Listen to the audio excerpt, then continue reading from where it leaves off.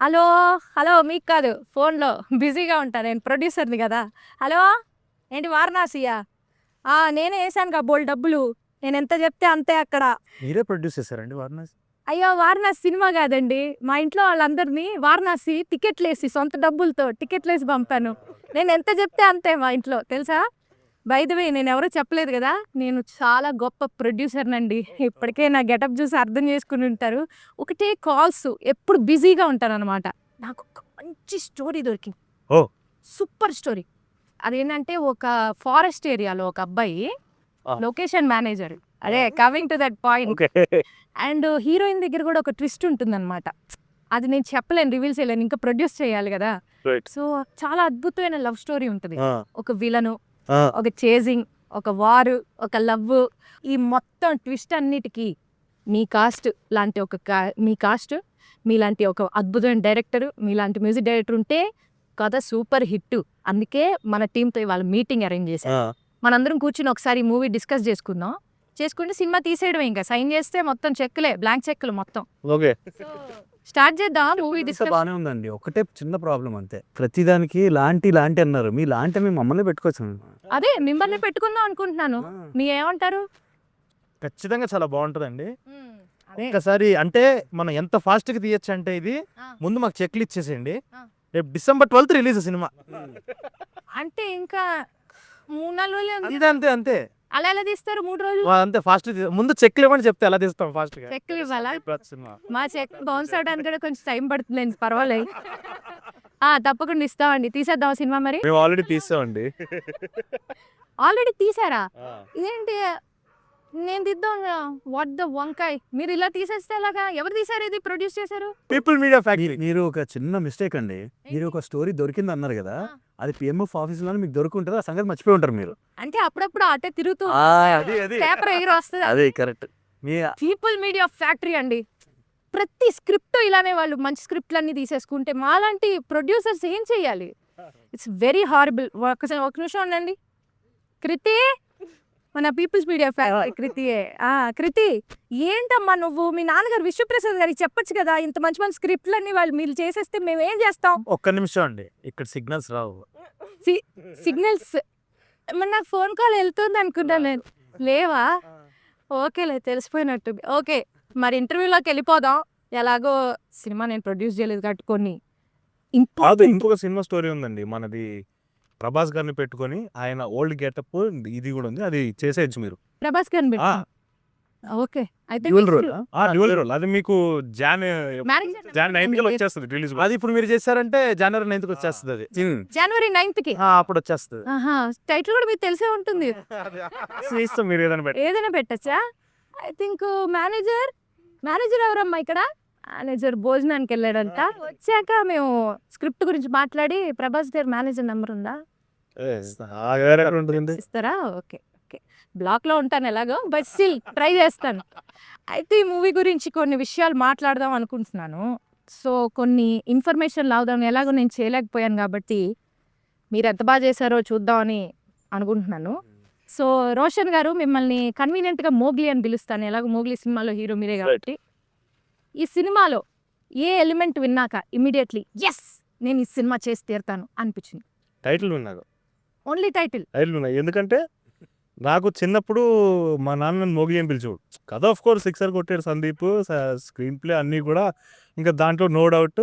Title విన్న తర్వాత ఓరి అమ్మ ఇది నా కోసమే అన్నట్టు అనిపించింది నాకు. మీరేమో వాళ్ళ నాన్నగారు ఫోన్ చేసి అడిగారా? నేను జెన్యూన్‌గా సర్ప్రైజ్ అయ్యా. నాతో కూడా చెప్పాడు యాక్చువల్లీ ఫ్యూ డేస్ అగో. ఆ. I was surprised because because too much of a coincidence కదా. నాకు సబ్జెక్ట్ సంబంధం లేకుండా తిని ఒకటి రాసుకోవడం. అందులో కూడా మెయిన్ హీరో పేరు అదే అయి ఉండడం.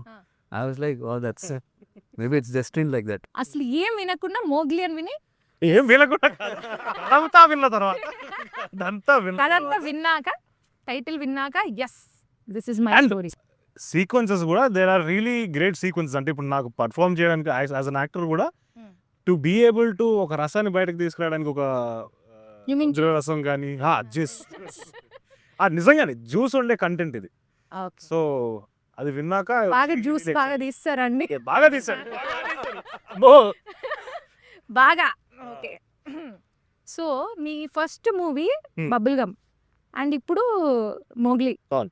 సో అందులో బాగా రొమాన్స్ అనే రసాన్ని బాగా పండించారు కదా.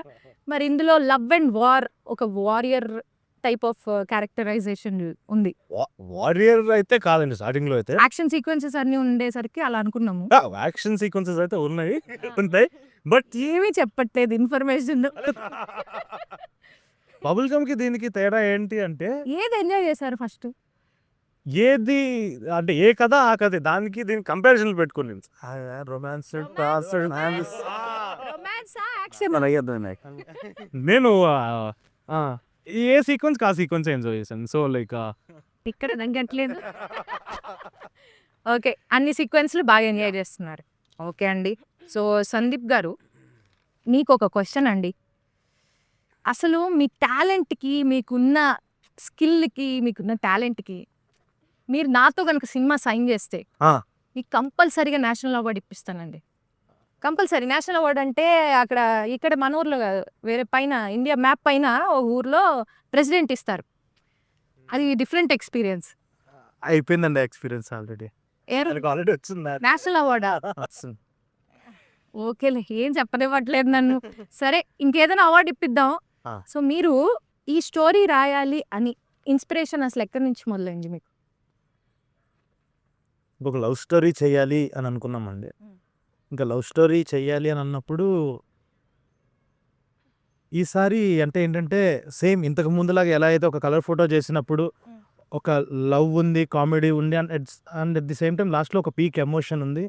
సో ఇంకొకసారి మన స్ట్రెంగ్స్ని ఒకసారి అలా బేస్ చేసుకొని ఈసారి ఒక లవ్ స్టోరీ చేద్దాం, కాకపోతే ఈసారి యాక్షన్ లవ్ స్టోరీ చేద్దాము ఇంకొంచెం అప్గ్రేడ్ అయ్యి అని అన్నట్టు లెవెల్ 2. Level 2 yeah. సో ఆ లెవెల్ 2 అన్న దాంట్లో చూసుకొని ఈసారి యాక్షన్ లవ్ స్టోరీ చేద్దాము అని చెప్పి స్టార్ట్ చేసింది కాదు ఇది. సో ఒక 4-5 months ఆఫ్ వర్క్ సాలిడ్గా జరిగిన అంతవరకు కూడా ఇంకా సీరియస్గా తీసుకోవాలి. వర్క్ చేస్తున్నాము.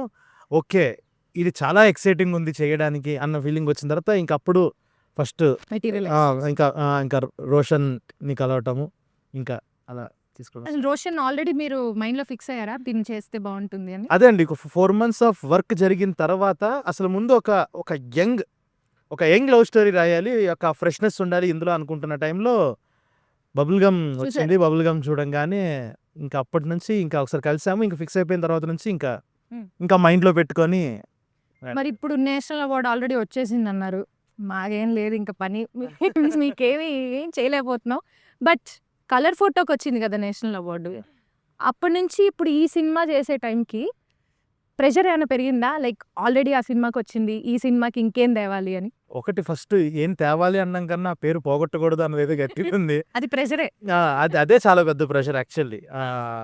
అదొకటిను ఖచ్చితంగా అదే అంటుంది. మనం అన్నప్పుడు ఒక లెవెల్ 2కి వెళ్ళినప్పుడు ఇంకా ఈసారి ఇప్పుడు నువ్వు ఏం ఎవాల్వ్ అయ్యో ఒక 5 ఏళ్ళు తీసుకొని 5 ఏళ్ళు గ్యాప్ తర్వాత ఇంకొకటి చేస్తున్నప్పుడు ఇందులో మనం ఏం ఎవాల్వ్ అయ్యాం ఒక రైటింగ్ పరంగా. ఇప్పుడు ఫస్ట్ సినిమా అని చెప్పేసి ఇప్పుడు కలర్ ఫోటో సినిమా చూసినప్పుడు అందులో కైండ్ ఆఫ్ చిన్న ఫ్లాస్ ఉన్నాయి ఏమన్నా. ఓకే, ఫస్ట్ టైం డైరెక్టర్ అని ఒక క్యూట్గా ఫీల్ అయ్యారు అందరూ ఆ కథను చూసి. అరే బాగా చేసుకున్నారు వీళ్ళు అని అప్పుడు ఉంటుంది. ఒక కైండ్ ఆఫ్ ఒక కైండ్ హార్టెడ్గా ఉంటారు. ప్రతిసారి ఎవరు అలాగా, ప్రతిసారి ఆ ఛాన్స్ ఉండదు.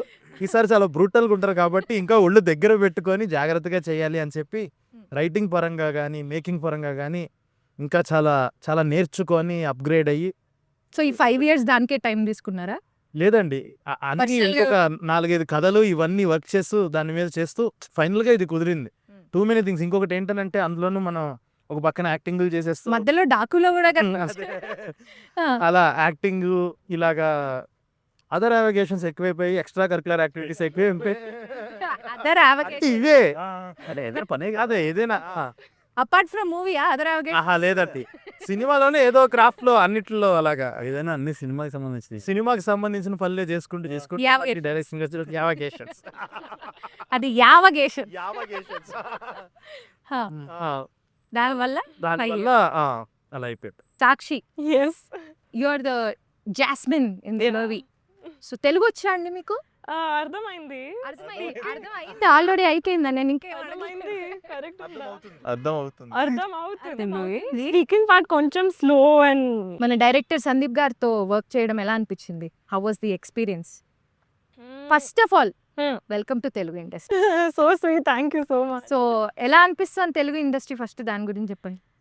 I feel extremely blessed, and I keep saying this everywhere because to start my journey here in Telugu film industry, which is known for, you know, larger than life experiences in cinema and the visuals. So this has been going on since decades, and now I get the opportunity to step into it with such great people around me.